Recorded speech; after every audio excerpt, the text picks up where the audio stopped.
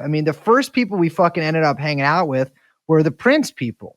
Like, we went and like met up. Well, not met up. I guess we just went over to like these fucking banners that these people had up that looked like just generally like MAGA banners. Like there was like Revote talking about all that kind of shit. But then once we started talking to these cats, I mean, I realized they all had symbols on their T-shirts that was the Prince logo with angel wings on it. And Like they Prince believe the singer, like like Prince's symbol.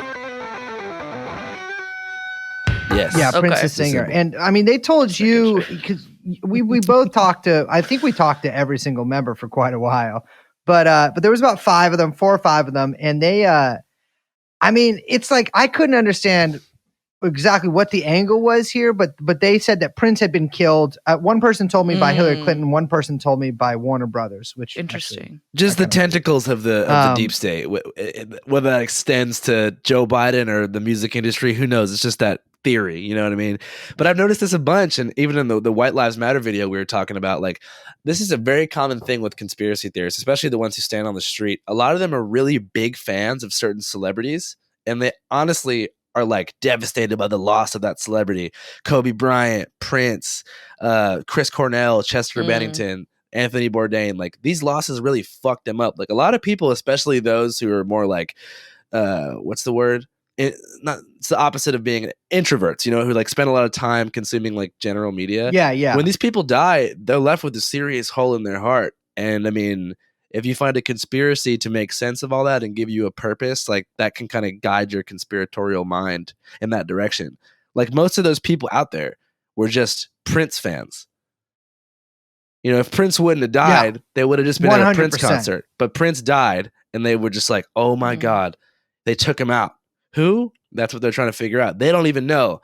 But what they said is that it's because Prince was making a documentary with Chester Bennington and Anthony Bourdain to expose child sex trafficking in Georgia. So they took them all out so the documentary wouldn't come out. But I'm thinking like, there's no way this documentary was real. What? Those 3 people were all EPing a documentary about that? We would certainly know about that, right? Like Chester Bennington, Prince, and Anthony Bourdain are making a movie together about child trafficking. Since when? I mean, that would be insane. Yeah. Why the hell are those guys talking to each other? And why is that the mutual ground? Who knows? Asia would have at least let it slip by now, for sure. Well, I mean, I started rapping with them a little bit more about it, like because I was like, how do you know all this kind of stuff? And like, just, you know, I'm trying to interested in how they did their digging. And instead of the usual stuff, where it's like, well, I did my research, I look at the forums, all this stuff. I mean, they told me they have a pineal gland in their forehead that gives them psychic abilities, which, I mean, there's literally no way for me to disprove that. And I asked them if they knew about the Vril Society and all that kind of stuff. That was a no. So, I mean, they just came to it organically. They have the gland. But I mean, do you remember like a couple nights later, I think, or maybe it was even that night, like we were hanging out, you texted us, we were buying cowboy hats to come over there because there was a dude about to like fucking fight them. Yeah, there was over like, you know, we rush over there. Yeah, we rush over there. And, you know, it's evening. Fucking Andrew is just hanging out with these guys, drinking Patron out of a glass he stole from the bar. And there's like a green shirted guy with a giant fucking beard yelling at these people about vaccines. And this guy was like almost, if I had created him, people would think that I was like being a little too on the nose and derivative, because he was telling me, he's like, you know, we got to trust the science. You got to believe, you know, all that kind of stuff. Like you got to believe the election was real, trust the science. You know, we need to build more housing because there's not enough housing in places like San Francisco. He quoted a No Opinion, which is this awful Bloomberg column. Why was he there? He was just walking by and he was yelling at us. This guy was so cringy. He was like, I don't know. Are you allowed to say libtard? Yeah. Oh, he was like a libtard, like incel, like furious little guy with the like respawn rate of a goldfish, if you know what I mean. You know, goldfish's memories respawn every 15 seconds. So he'd pull up foaming at the mouth and be like, how can you say that Dr. Fauci was wrong about the science, whatever? And they'd be like, please leave us alone. He would turn around and then respawn and being like, what you're saying is jeopardizing the lives of the whole planet. And this guy was freaking the fuck out at these people who believed that Prince was killed by Hillary Clinton. And I don't understand why people like that liberal guy assume that misinformation victims, like the people who think that stuff about Prince, have so much hate in their heart. I mean, seriously, why is it that you feel that you should approach people like that with such vengeance? Like, bro, stop.